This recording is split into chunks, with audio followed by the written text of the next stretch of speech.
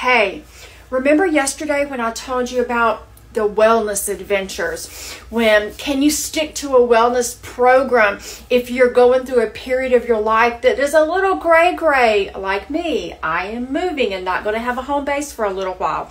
So I gave you 2 tips yesterday. Scroll back and find them, okay? The tip for today is stay off the scale. I'm packing mine in my suitcase right here so I don't touch it.